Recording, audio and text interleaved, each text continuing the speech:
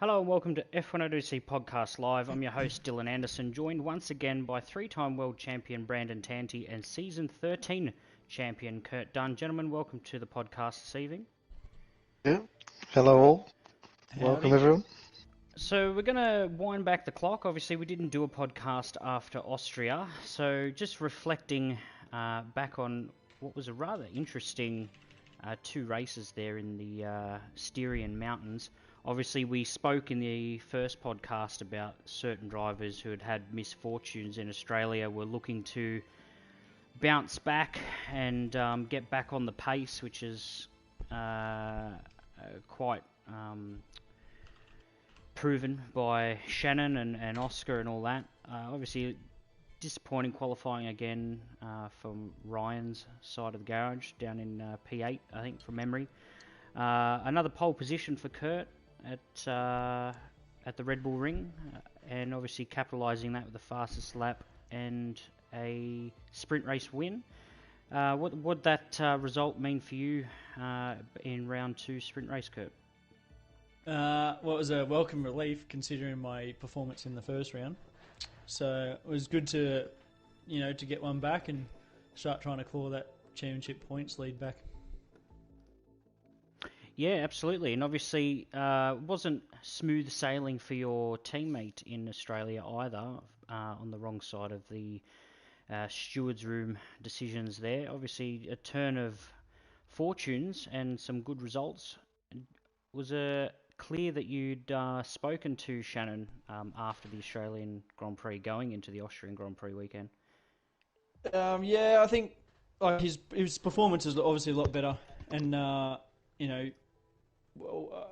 we had some words after that race, not any bad words, but we spoke, and I said to him, you've either got to take it a bit more serious and treat everyone else, with the driving respect that they deserve in the league, as you would race in any other league, and you're either in it or you're still not. So I think he's shown that he's in it, and he's put his best foot forward and coming back and had a good clean second round. Yeah, absolutely. And I think from memory he finished in the top 4, but then obviously was demoted down to 10th due to that 15-second time penalty that he carried in from the Australian Grand Prix weekend. He backed that up with a P5 and 20 points in the feature race, which sort of got him back underway in his championship aspirations. Brandon, obviously P2 in the sprint race and a P3 in the feature race. Good haul of points there for McLaren. You want to reflect on your race week at the Red Bull Ring? Yeah, I mean, obviously, I don't think it actually got off to a great start in qualifying. I was aiming to probably get up a bit more in terms of qualifying position. First lap was a bit hard. Then I decided to give it a go on mediums, and actually surprised myself at the time I set. So I sort of just stuck with it, and it could have paid off in the sprint. I think we had that safety car that came out a bit too early for me in terms of my strategy. Had to make it work, and yeah, it was quite good battling the last couple of laps there. With Kurt, I think, and then we had some of the other guys coming through as well in the sprint. Yeah, it was definitely a more highly contested qualifying. Obviously, I was 2/10 off the pole time, but in P5 there was 1.1 seconds between the top 11 or something crazy like that, which is a testament to everyone's performance and the competitiveness of everyone that's participating in this season.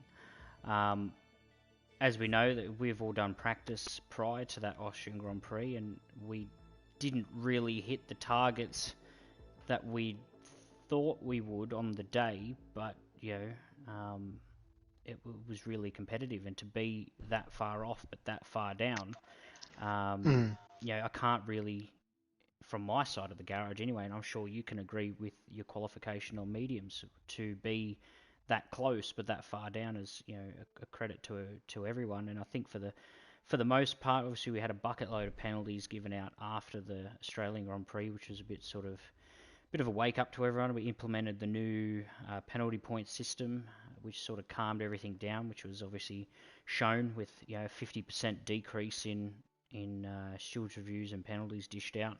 I think majority of the penalty points that were given out were breaches of pit entry regulation.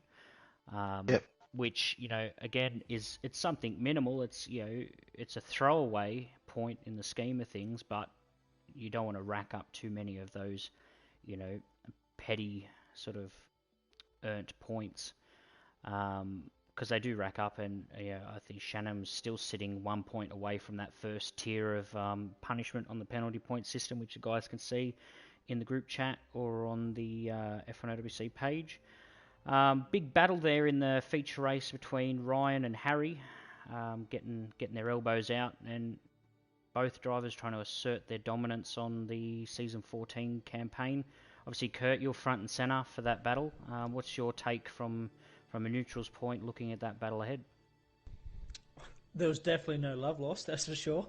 The elbows were definitely out. It was interesting watching, but I was sort of sitting back going, I might just stay here, I think, and capitalise on whatever comes of it. But they, because of my strategy, ended up being different in that feature race following them.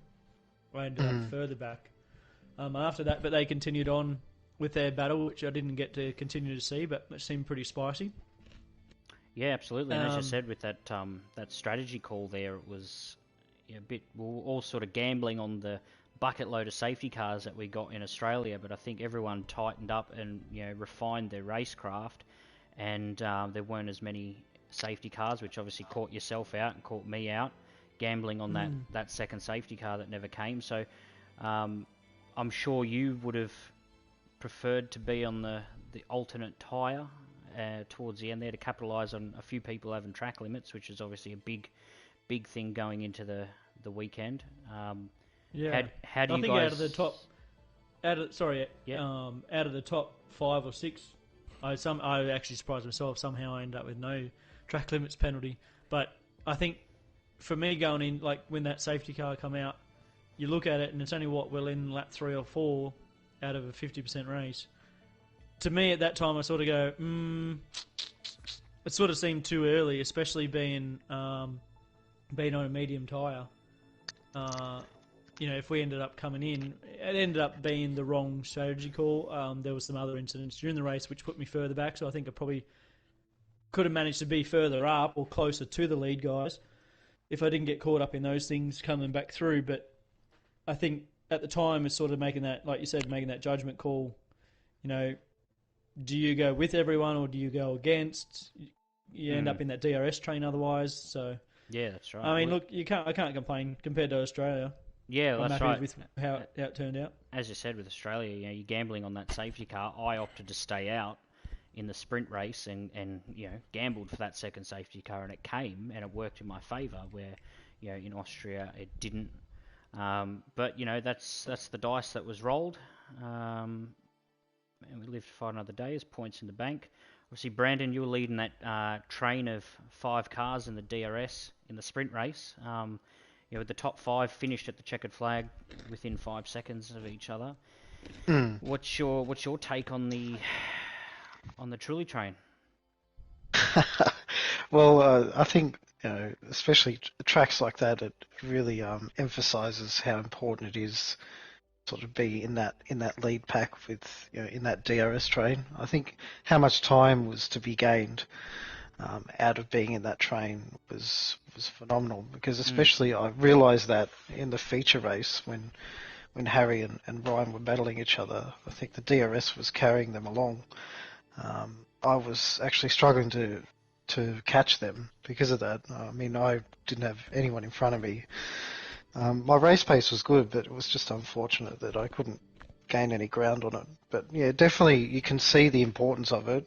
I think when we move on to Monza, you can kind of see that again. When we look at the sprint race in particular, obviously we didn't have it in the feature race, but yeah, it's definitely important. It's definitely, you have to think about strategy-wise where you need to put yourself. And we're looking at it, not just a couple of laps ahead, but towards the end of the race, where you want to be. I think Getting being in the fixed setups makes it pretty hard. I mean, even if you're not on your own or you're with someone to overtake, it makes it hard to even make that breakaway because that DRS, like you said. Yeah, definitely. Yeah, and because everyone's so even, error levels are pretty much the same. So you really have to emphasize on strategy. I think a lot more than maybe we did in the past. Yeah, absolutely. And obviously going from, the Styrian Mountains to, Monza, different type of high-speed track, very flat, minimal undulation. I know with some of the practice that you and I had done prior to the event, I found myself further off the pace than what I had been in the first two rounds. The curbing punished you a lot more than it had in the seasons past, especially going through turn one through the second part of the second chicane. To try and keep the car stable was something very difficult. Obviously, you picked up another pole position. Obviously, Monza's a track that you know very well, Brandon. You won there last year. So obviously you'd done it on your first run.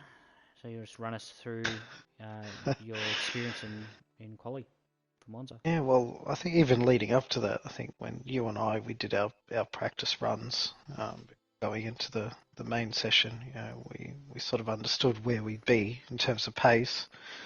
I think I was really lucky to set a strong banker because the two laps after that it didn't really get me anywhere. I was faster, but track limits caught me out.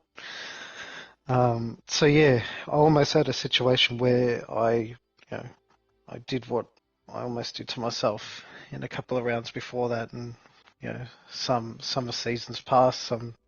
I think we had a situation like that at Monza. I think you and I, if you remember, when we had the old this lap and next lap invalidation coming out of the pit. 9. Yeah, that was disappointing that day.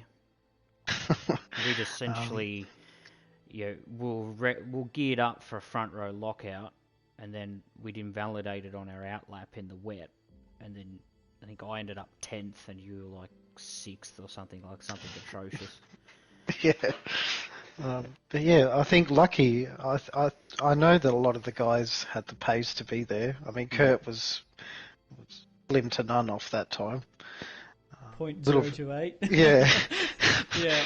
So I found the same thing. I had one of them I buggered up. I got put off by another car going into a corner, and then the other one I got put off by the third lap. I got put off. I was up, unfortunately, but I got put off by a car in the mid corner. But that's just the way the game is sometimes. Yeah, I think Harry was up on his time as well, and I think he got impeded.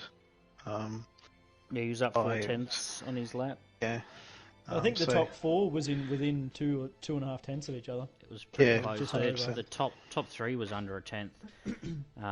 Obviously, fantastic start for myself from P6, jumping 3 cars into turn 1. Not so good on your side of the fence, Kurt. Do you want to shed some light on that disaster? Disaster is understatement.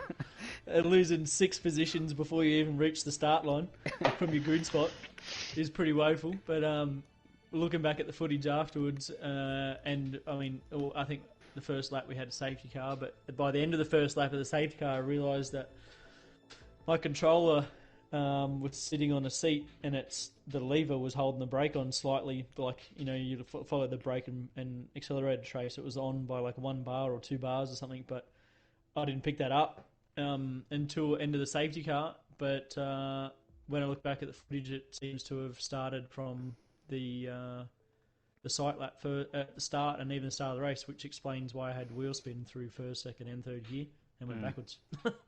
Yeah, I've been on the end of that stick as well in the past. It was season 10, season 9, start of season 9. Something easily done, often overlooked. But yeah, I think you did well to to recover That safety again. car was lucky. Yeah, that safety car, bunching everyone back up. Obviously, Well, if it wasn't for that, I would have been 20 seconds behind. yeah, I probably would have finished, I don't know, 10th or something. I got as I said, I got a good start. Jumped Harry, yourself, Ryan off the line, and then the VSC come out immediately, which was sort of inconvenient to a lot of people because it was right as everyone was flying into turn one. So everyone's jumped on the brakes to get under the Delta. I've clipped the back of the Ferrari, and I'm like, oh. So then at the end of the first lap, I'm into the pits, and then in hindsight, I should have gone on mediums, but I went on hards, which I was closing in on a couple of people ahead, but then just didn't have that mechanical grip. And obviously, hard tyres at Monza is not something you really want to be on if you can get away with it. Then there was another safety car, and then I ended up tangled with the Alfa Romeo of Jaden and the Aston of Chris Padajak. Brushed the wall, which was a really strange accident, which ended up swinging me round into the fence and then pushing me back across the track. So first DNF for the season, so no good for my side of the garage. Obviously P6 for Brandon in the fastest lap in the pole, and then obviously P7 for yourself, Kurt. Stuck behind Steve Shadlow, who was punching above his weight there. Probably aided a little bit by the safety car and everyone being bunched up, but credit where it's due. Finished in the points, 4 points for AlphaTauri, finishing ahead of Jared Kershaw. Another standout performance by your teammate Kurt, finishing P4 for Red Bull, banking more points. But it was Ryan Lowe who took top step honours for Alfa Romeo ahead of both Ferraris, if you recall, last season, who took that 1-2 finish at Monza. What's your take on where you think the championship protagonists and the battles are going to be coming from after 3 rounds? Do you think it's still going to remain Ryan and Harry, or do you think yourself and Oscar and Shannon are going to be in there? Who do you think's going to pick up the momentum going into this mid phase of the championship, Kurt? I think the gap's closed from my perspective, and I think Brandon's as well. We've been coming back to the boys, a few little errors here and there from them. I think they've been racing each other pretty hard too, and maybe not paid enough attention to Brandon and I coming back, and we've been picking up points on the sly. But I think that top 5, the 5 of us will probably, I think it's going to be pretty close. Like I don't see it being a blowout lead like other seasons have been at times. I think it's going to be almost down to the last race. It's a bit of a shame that, Brandon and I got sort of held, or Brandon, especially in the first race, got caught up with that safety car coming out at the wrong time. Yeah, well, I pitted a lap before that, and then I think because of the way the game works in terms of the safety car thing, it switched me to hard tyres without me realising. I actually got caught out with that too in that same. Yeah. Because I went for hards because I had, obviously, as you remember, a shit start, and then I got wing damage on the second lap or something like that, and I tried to pit on hards to go to the end, and then it was just, it put me on mediums, even though I cancelled it and changed it, and it still put me on mediums, so I don't understand that. Even watching the footage, I can't work out why it did it. But, sorry, a bit off topic, but yeah, I think the championship's going to be pretty close. I think Ryan's shown the pace, starting to bring the pace that, that he had in previous seasons when he was racing. Harry and Oscar are still there. Harry's pace has picked up a fair bit this season. He was thereabouts last season, but I think this season he's sort of gained that extra 1/10.5, 2 tenths back on us that we seem to consistently have. I was thinking, especially I just don't see the lead being blown out by one person, considering the limited amount of rounds we have compared to previous seasons as well. Especially having 18 cars, if you have one mistake, you go to the back. And you get. Well, that's the thing. It only takes one mistake, and especially if it's in a double points race, the feature race, then it really can cost you. Especially if those around you or below you pick up big points. That's all it really takes for someone to overtake someone. I think in the championship alone. Well, even just with Harry's little mistake in under the safety car breaking his wing behind me. accidentally. That hurt him big time. Yeah, Yeah. So and like you said, with like coming out of Australia, Harry was a championship leader. Ryan was there, a little bit off in quali, but then a couple of mistakes. 2 feature races in a row now for Harry, with broken wing with Trent in Austria, and then a broken wing again with yourself in the feature race in Monza, dropping big points, and has now forfeited the championship lead to Ryan. Obviously, as Brandon touched on, it's a compressed season, and I think, as you guys both said, it's not going to be blown out, and it's going to put more sort of focus and priority on banking those points. I mean, I DNF the sprint race, which has had a big effect on my battle with Mitchell Collin in the championship, who's been very consistent with P5 finishes. I really don't think that Harry can afford too many more mistakes like that.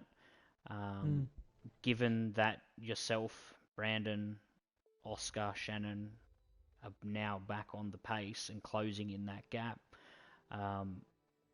he'll have to be very, very careful at how many more clumsy errors like that he has if he does want to retain aspirations for the Season 14 championship. We touched on Ryan Lowe picking up pace, obviously going into the feature race, which was heavy rain. First heavy rain race of the season. And everyone was shitting themselves. Everyone's shitting themselves. Rookie drivers on the front row, and I was like, "Yep." I was on the back row, and I was waiting for just carnage. And surprisingly, we all got through. Which, had it been a dry race, probably wouldn't have been the same outcome. But Ryan ended up desyncing from the lobby under safety car, which is, Brandon and myself have been there in the past, while being either in race winning positions or championship leading positions. It's never a nice experience to find yourself out of the lobby due to no fault of your own. Like, it's hard enough to win races as it is, let alone having mechanical failures, if you want to say. Essentially, there was a protest put in by Ryan as to what the outcome should be for his desync, as he sort of split lobbied. For some of the older guys in the league would have known, in the past on 2 occasions we'd had a race where multiple people had dropped out into a separate lobby and continued racing as if the other half had left. So there was essentially 2 races happening at the same time. In both of those occasions, what we'd done was do a 1-lap count back from the mass disconnection, and then we gave everyone half points. But unfortunately, this time it was only Ryan who'd desynced or split lobbied, so we were unable to justify any count back or time inclusions only 1 or 2 laps into the race. But Brandon, as you know, you've been in that position in the past. Do you want to shed some light on what he may be feeling, being in a championship position and having 50 points taken away?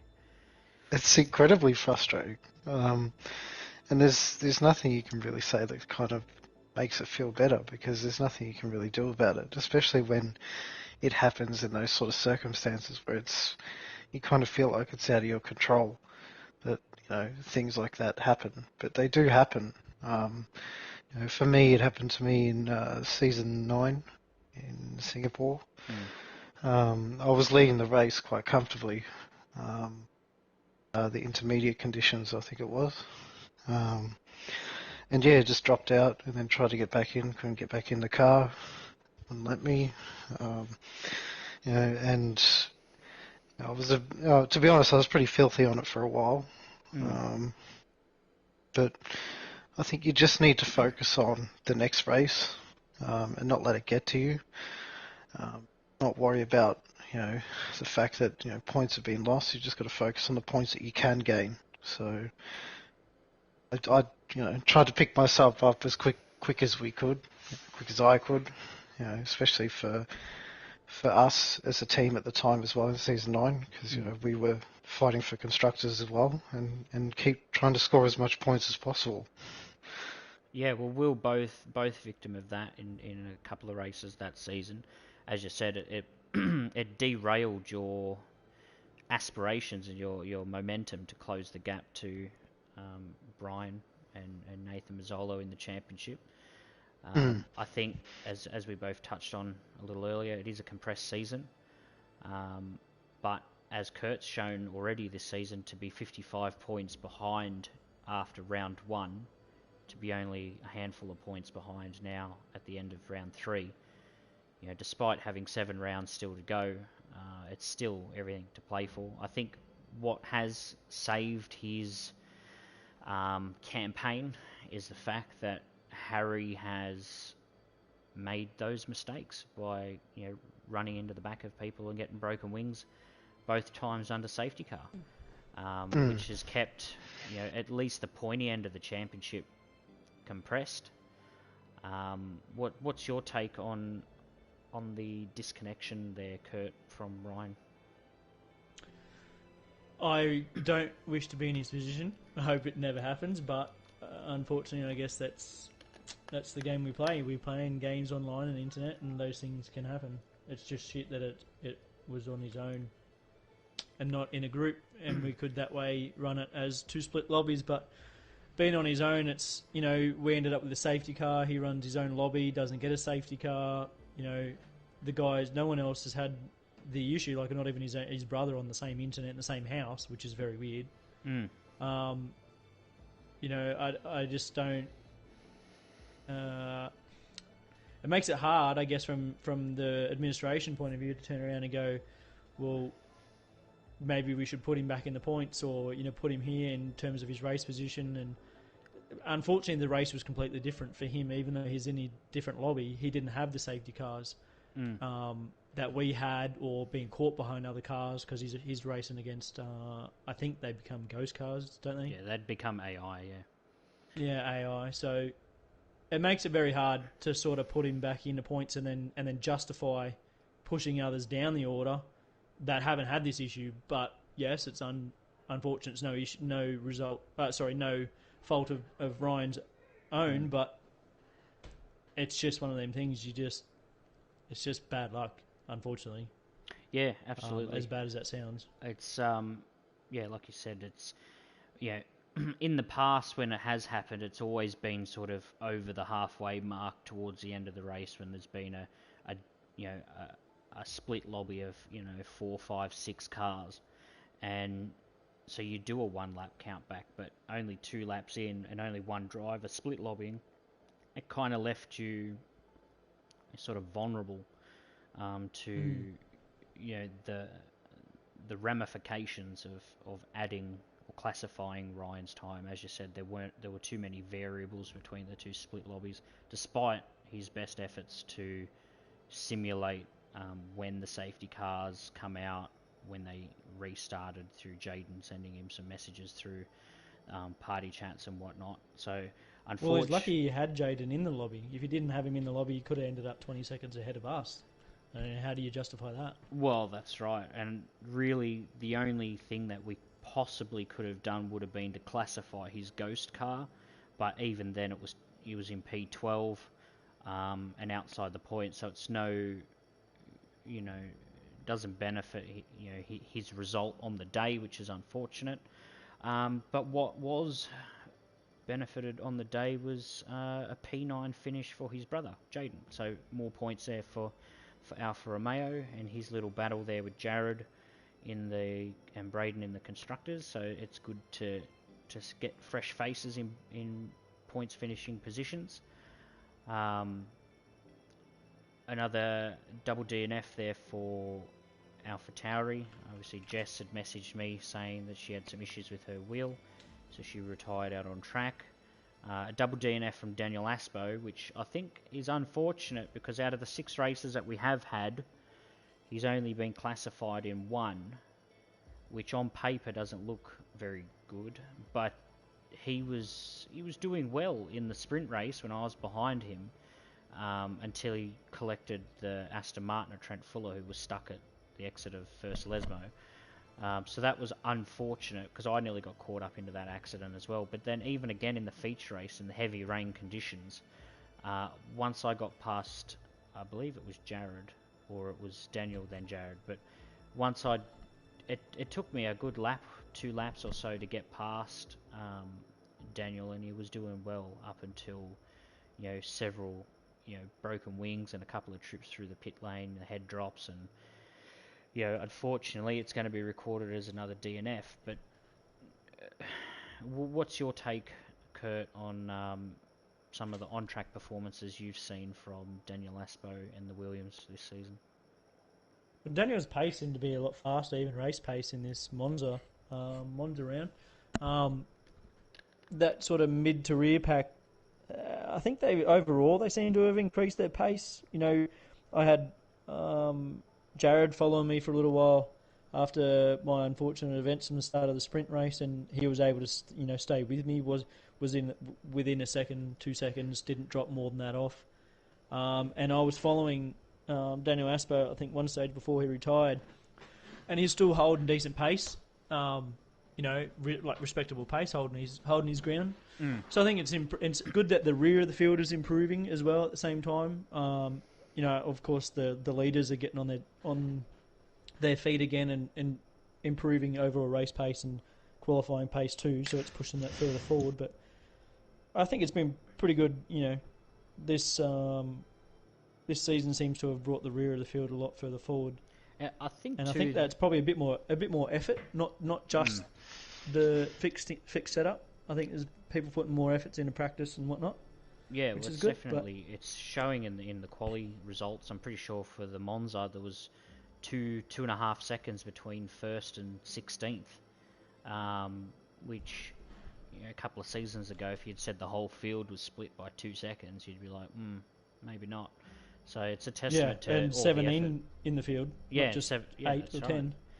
So to have everyone on pace, which is good. As you said, it's brought everyone together, and I think a lot of the front-running drivers are respecting the performance of the mid to backpack runners traditionally on paper a bit more this season. I think people are they're not just easy passes like they were in the past. That's right, and it goes both ways. And I think at the end of the day, because there's so many cars on the field now, you can't just expect people to get out of your way. Like they're running their own battle and their own championship as well.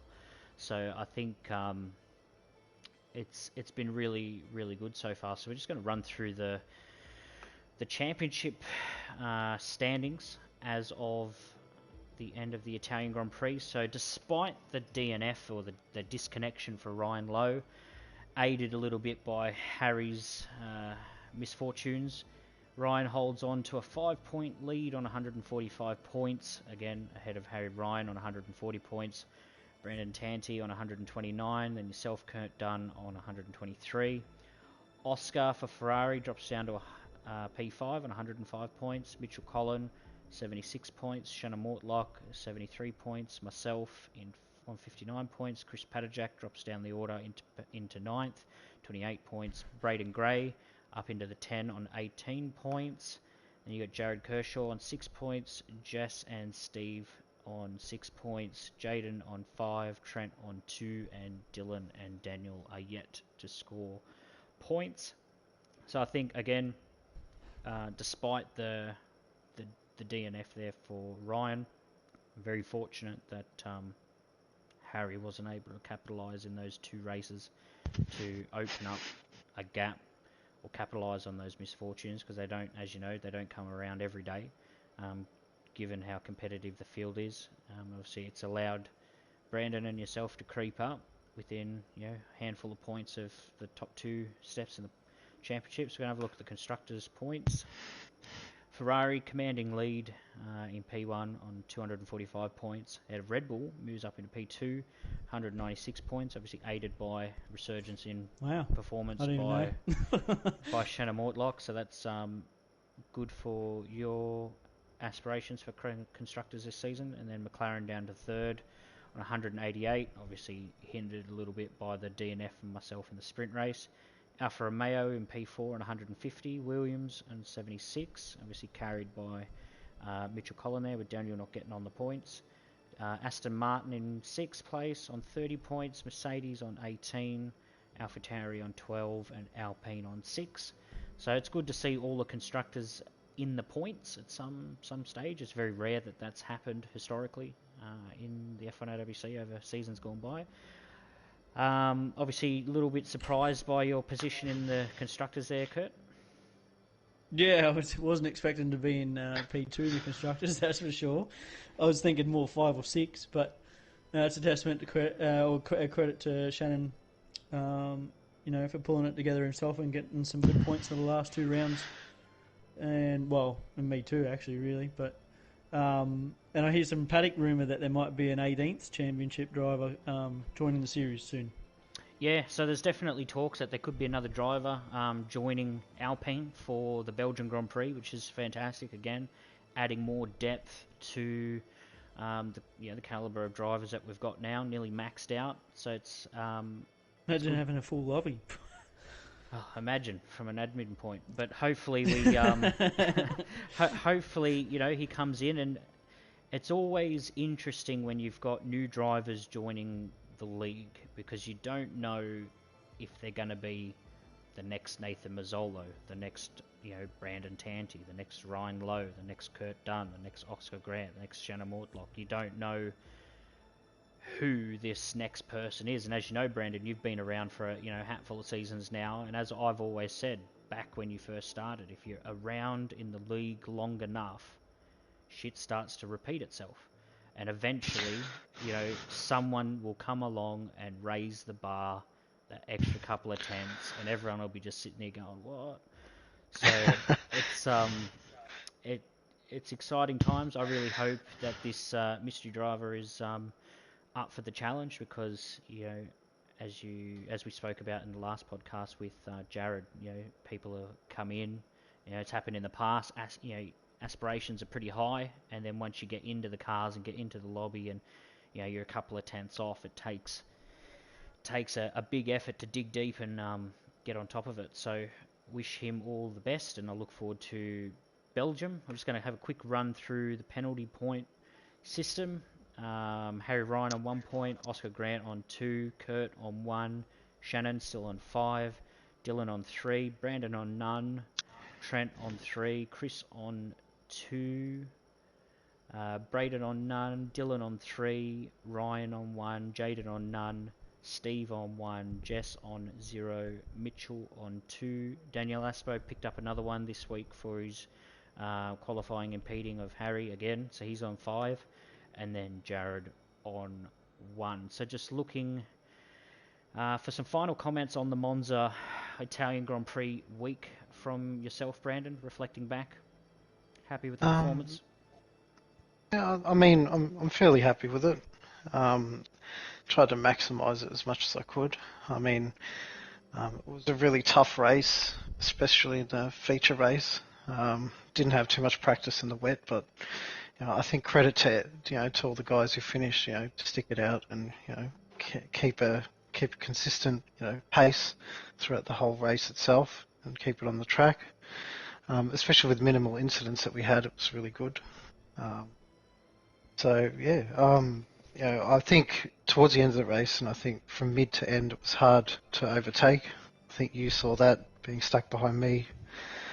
Trying to get a run on Oscar, but well, again, it just comes back to risk versus reward, and as you guys both know, can't really afford to drop points in a feature race. I'd lost points in the sprint, which is one thing, but it wasn't worth that gamble of one ruining my own race, ruining your race, which would have been disaster for McLaren, or you having a lunge on Oscar and ruining your race. So.